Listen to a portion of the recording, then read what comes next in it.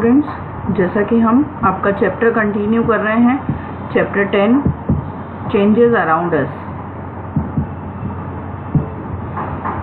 आज हम पढ़ रहे हैं एक्टिविटी 10.2, जिसका एम है to understand the nature of chemical changes. Chemical changes की क्या नेचर होती है उसको देखते हैं हम। Requirements: a glass bottle, vinegar, baking soda and balloon. हमें क्या क्या चाहिए? ग्लास बॉटल चाहिए, विनेगर चाहिए, बेकिंग सोडा चाहिए और क्या चाहिए? बलून। अब हम क्या करेंगे? 10 ml विनेगर लेंगे ग्लास बॉटल के अंदर, उसमें 5 ग्राम बेकिंग सोडा ऐड करेंगे और बलून को फिक्स करेंगे उसके माउथ के ऊपर। जैसे ही उस बेकिंग सोडा और विनेगर के मिक्स होने से जो गैस रिलीज होगी कार्बन डाइऑक्साइड, उसकी वजह से बलून जो है वो ब्लो हो जाएगा। ये है आपकी एक्टिविटी। क्या करा हमने? एक ग्लास बॉटल ली, बॉटल के अंदर क्या लिया हमने? 10 ml तो विनेगर लिया, 5 ग्राम बेकिंग सोडा लिया और हमने एक बलून लिया। बलून को कहाँ फिक्स किया? उसके माउथ पे। जैसे ही हमने बेकिंग सोडा और विनेगर को मिक्स किया तो बलून जो है वो ब्लो हो गया, उसमें एयर फिल हो गई। किसकी वजह से? बेकिंग सोडा और विनेगर के आपस में रिएक्शन से जो कार्बन डाइऑक्साइड गैस रिलीज हो रही है उसकी वजह से। Observation: as soon as baking soda comes in contact with vinegar, foaming is observed. This is due to gas formed which escapes in the form of bubbles. This gas inflates the balloon. Balloon inflate किसकी वजह से हो रहा है? जो gas release हो रही है दोनों की रिएक्शन से। Conclusion: The above change is a chemical change because a new substance, carbon dioxide gas, is formed. The change can be represented as vinegar और बेकिंग सोडा की रिएक्शन से क्या बन रहा है? सॉल्ट, वाटर और गैस। गैस कौन सी है? कार्बन डाइऑक्साइड, जिसकी वजह से बलून क्या हो रहा है? इन्फ्लेट हो रहा है। तो ये थी हमारी एक्टिविटी। ये देख रहे हैं हम कि केमिकल चेंजेस जो है उसकी प्रॉपर्टीज क्या क्या होती है। नेक्स्ट टॉपिक है can all changes be always reversed. क्या टॉपिक है हमारा कि क्या सारे टाइप के जो चेंजेस हैं वो रिवर्स हो सकते हैं? When we fold a piece of paper to make a boat or a fan, the shape and size of the paper changes. जैसे ही हम एक पेपर लेके उसकी बोट या फैन बनाने के लिए उसको फोल्ड करते हैं तो उसका शेप और साइज क्या हो जाता है? Change. Similarly the shape and size of a rubber band or a sponge always change when we stretch it or press it. अगर हम रबर बैंड को स्ट्रेच करेंगे तो भी उसका शेप चेंज हो जाएगा, अगर हम स्पॉन्ज को स्क्वीज करेंगे तो भी उसका शेप चेंज हो जाएगा। The above mentioned changes can be reversed if we unfold the paper and remove the force with which we are stretching the rubber band and pressing the sponge. अगर हम paper को हमने जो fold किया है, जिस फोर्स से उस फोर्स को हम हटा देते हैं और जो रबर बैंड को स्ट्रेच करने के लिए हमने जो फोर्स अप्लाई किया है वो फोर्स हम हटा देते हैं, तो उससे क्या होता है कि ये जो तीनों एग्जाम्पल थे इसमें क्या होता है? जो कंडीशन है वो रिवर्स हो जाती है। Thus we see that in all the above cases the substance can be brought back to their original state by reversing the condition. Many of you have seen solid blocks of tar being melted while constructing or repairing road. Road को या construct करने के लिए या repair करने के लिए क्या होते हैं कि सॉलिड ब्लॉक्स होते हैं टार के, उन्हें मेल्ट किया जाता है। The changes brought about by it is reversible as tar again solidifies on cooling. अब ये भी चेंज कैसा है? रिवर्सिबल है, क्योंकि टार को जैसे ही हम कूलिंग करते हैं तो वो वापस से रिवर्स होकर के सॉलिडिफाइड हो जाता है या सॉलिड में कन्वर्ट हो जाता है। Science bits: take a paper, now fold it to make an aeroplane. Now open the aeroplane and draw an aeroplane on the paper. Now cut the picture. Can you get back the original paper? So sometimes changes can be reversed and sometimes cannot be reversed, even if they are physical changes. Physical changes में दो तरह के condition होती है। किसी में change में physical change जब होता है तो भी वो चेंज क्या हो जाता है? रिवर्स हो जाता है। और कभी कभी फिजिकल चेंज होने पे वो रिवर्स नहीं होता है। जैसे पेपर को कट करना भी फिजिकल चेंज है, क्योंकि उसमें पेपर की प्रॉपर्टीज चेंज नहीं हो रही, लेकिन हम उसे रिवर्स नहीं कर सकते। और पेपर को फोल्ड करके कोई न्यू थिंग मेक करना वो भी फिजिकल चेंज है, लेकिन उसमें पेपर को रिवर्स किया जा सकता है। The shape and size of a cycle tube changes when air is blown into it. Can the change be reversed? Do you get back the tube in its original shape and size? The change can be reversed if the tube is deflated, that is if the air inside is allowed to escape. We then get back the tube in its original shape. जैसे उसमें जो air fill रहती है वो air को बाहर निकाल दिया जाता है तो वापस से जो वो ट्यूब है अपने ओरिजिनल शेप और साइज में आ जाता है. The same experiment can be done with a rubber balloon. Same experiment हम बलून से भी कर सकते हैं. जैसे बलून में हम एयर ब्लो करेंगे तो वो इन्फ्लेट हो जाएगा और देन क्या होगा, जैसे ही हम उसमें से एयर को रिलीज करेंगे वो वापस से अपने ओरिजिनल शेप में आ जाएगा. The change of state like ice to water, water to steam and vice versa can be reverse by reversing the condition. जैसे आइस को मेल्ट करते हैं, हीट देते हैं तो वो वाटर में कन्वर्ट हो जाता है, और वाटर को हम कूलिंग इफेक्ट देते हैं या फ्रीज में रखते हैं तो वो आइस में वापस कन्वर्ट हो जाता है. तो ये क्या है, reversible process. On heating ice changes to water and water changes to steam. जैसे ही हम हीट देते हैं आइस जो है वो वाटर में कन्वर्ट हो जाती है और वाटर स्टीम में कन्वर्ट हो जाता है. So cooling will bring about the reverse process, that is change of water to ice and steam to water. वापस से कूलिंग इफेक्ट देने पर वो जो कंडीशन है वो रिवर्स बैक हो जाती है.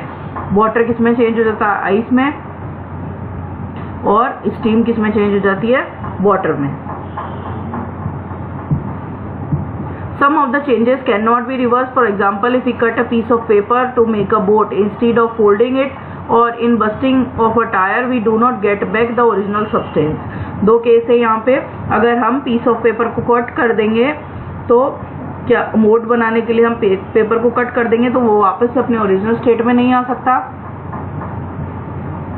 ऐसे टायर अगर बस्ट हो जाता है तो वो भी अपनी ओरिजिनल स्टेट में कभी नहीं आ सकता. Similarly, when we prepare a dough from flour and water, we do not get back the flour from the dough. जब हम फ्लावर का डो बना लेते हैं वाटर मिक्स करके तो वापस से हम उससे फ्लावर नहीं बना सकते. The chapati made from the dough by rolling it and baking it will not give back the dough. Dough से हम जो चपाती बना लेते हैं बेक करके उसे भी वापस हम डो नहीं बना सकते.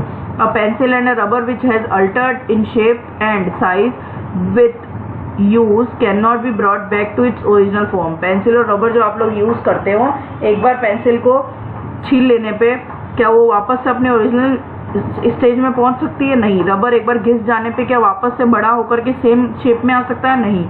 अ clay pot baked from clay does not give back the clay from which it was made. जो क्ले प्लॉट होता है उसको बना करके बेक किया जाता है, बेक होने के बाद वो वापस से क्ले में कन्वर्ट नहीं हो सकता.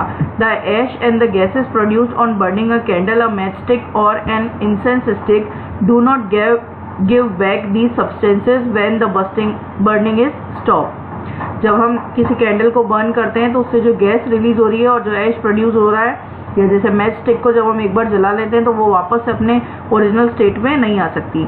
In all the example discussed above, we find that when the changes are reversible, we get back the original substance. यानी अगर रिवर्सिबल चेंज है तो वापस से हमें ओरिजिनल सब्सटेंस मिल सकता है. When the changes cannot be reversed, we do not get back the substance with which we started. जब चेंजेस इरिवर्सिबल होते हैं तो उस केस में जिस सब्सटेंस से हमने स्टार्ट किया था उस ओरिजिनल सब्सटेंस में वापस कन्वर्ट करना पॉसिबल नहीं हो पाता. Other ways to bring about a change. अब इसमें हमें क्या पढ़ना है, दूसरे अदर वेज चेंज के. Expansion and contraction of material. अगर कोई जो मटेरियल है उसका एक्सपेंशन हो जाए या वो मटेरियल कॉन्ट्रैक्ट हो जाए तो उस केस में क्या होता है, due to gain of heat and loss of heat. The size of material changes when it is heated or cooled. Solid expand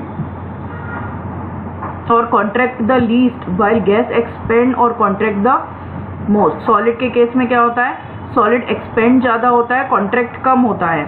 और गैस के केस में गैस एक्सपेंड ज़्यादा होती है और जो गैस है वो एक्सपेंड और कॉन्ट्रैक्ट दोनों ही ज़्यादा होती है. This property of expansion and contraction of solid is made use of while fitting wooden handles in iron tools. जो वुडन हैंडल को आयरन टूल में फिट करना होता है तो ये एक्सपेंशन कॉन्ट्रैक्शन की जो प्रॉपर्टी है वो यूज में आती है. The ring of hole in the metal tools in which the handle has to be fixed is made a little smaller in the diameter.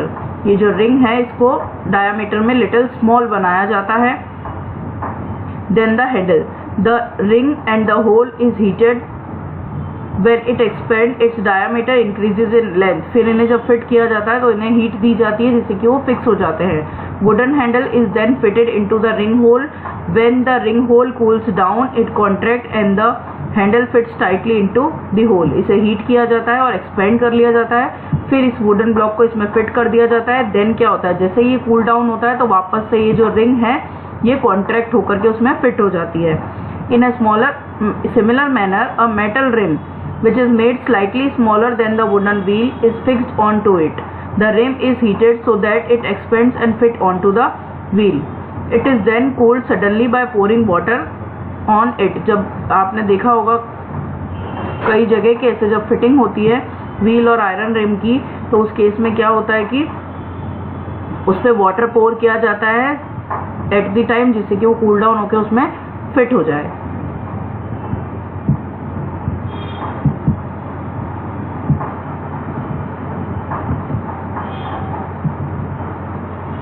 When it contracts and fit tightly onto the wheel, iron is shaped into tools by blacksmiths by heating it till it becomes red hot. The iron becomes soft in this condition and is beaten into the desired shape.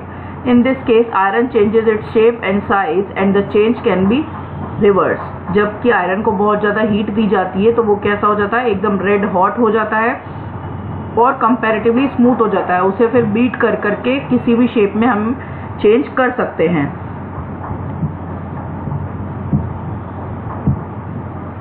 Interaction between substances. Next topic हमारा क्या है, interaction between substances. When two substances are mixed, either a physical change or a chemical change takes place. जब कोई भी to substance mix होते हैं तो दोनों तरह के चेंज हो सकते हैं, फिजिकल चेंज भी और केमिकल चेंज भी. For example, when sugar is added to water, a solution is formed by interaction between the two kinds of molecules. जब शुगर को वाटर में ऐड किया जाता है तो दोनों के इंटरेक्शन से एक सॉल्यूशन बनता है. This is an example of a physical change and it is reversible. ये किसका एग्जाम्पल है, फिजिकल चेंज का, और हम वापस से इसे हीट देके शुगर और वाटर को अलग अलग कर सकते हैं. The sugar can be got back by evaporating the water. If we collect the vapour formed and condense it, water is obtained. Moreover, if we stir the solution, sugar dissolve faster because the interaction between the molecules increases. अगर इस case में हम sugar को water में add करके steer करेंगे तो वो कंपैरेटिवली ज़्यादा इजीली उसमें मिक्स हो जाएगी. Similarly, when vinegar is mixed with baking soda, the interaction produces a salt, gas and water vapor. This is an example of chemical change. The change is irreversible. जब हम vinegar और baking soda को mix करते हैं तो उससे क्या produce होता है, सॉल्ट, एक टाइप की गैस और वाटर वेपर. पर ये किस टाइप का चेंज है, ये केमिकल चेंज है जिसे रिवर्स नहीं किया जा सकता. नेक्स्ट है changes and energy. To stretch a rubber band you require some force. एक रबर बैंड को स्ट्रेच करने के लिए हमें क्या चाहिए, force. Similarly kicking a football, evaporation of water to water vapour, melting of ice, all requires energy in some form of or the other, even though they are physical change. Physical change भी होता है तो energy की requirement होती है, यानी हर type के change में किसकी रिक्वायरमेंट होती है, एनर्जी की. For example, evaporation of water and melting of ice require energy in the form of heat. Water को इवेपोरेट करने के लिए या आइस को मेल्ट करने के लिए एनर्जी की रिक्वायरमेंट होती है, किस फॉर्म में, हीट के फॉर्म में. During condensation of water vapour heat is given out. लेकिन उसका उल्टा, कंडेंसेशन जब होता है वाटर वेपर का तो उस केस में हीट क्या होती है, रिलीज होती है. In a chemical change a large amount of energy in the form of heat, light and electricity is involve. किसी भी एक केमिकल चेंज में बहुत ज़्यादा अमाउंट में एनर्जी जो है हीट के फॉर्म में या लाइट के फॉर्म में या इलेक्ट्रिसिटी के फॉर्म में इन्वॉल्व होती है. For example, during photosynthesis energy of sun is used by plants to prepare food. जैसे कि हम एग्जांपल देखते हैं, फोटोसिंथेसिस में क्या होता है, एनर्जी, सन की जो एनर्जी होती है वो यूज होती है क्या करने के लिए, प्लांट्स को अपना फूड प्रिपेयर करने के लिए. When a fuel is burn, energy is given out in the form of heat and light. जब कोई फ्यूल बर्न होता है, जैसे कि पेट्रोल हो गया, पेट्रोल अगर बर्न होता है तो क्या होता है, हीट रिलीज होती है और लाइट रिलीज होती है. इन दोनों के फॉर्म में बेसिकली क्या रिलीज होता है, energy. So we see that energy may either be absorbed or given out during a change. तो हमने इन एग्जांपल से क्या देखा कि किसी टाइप के चेंज में एनर्जी रिलीज हो रही है, किसी टाइप के चेंज में एनर्जी एब्जॉर्ब हो रही है. जैसे फोटोसिंथेसिस में एनर्जी एब्जॉर्ब हो रही है, लेकिन जब फ्यूल बर्न हो रहा है तो एनर्जी रिलीज हो रही है. तो किसी भी टाइप के चेंज में दोनों चीज़ें हो सकती है, एनर्जी रिलीज भी हो सकती है और एनर्जी कंज्यूम भी हो सकती है। यही हमारा चैप्टर फिनिश होता है। नेक्स्ट हम देखेंगे अगली क्लास में।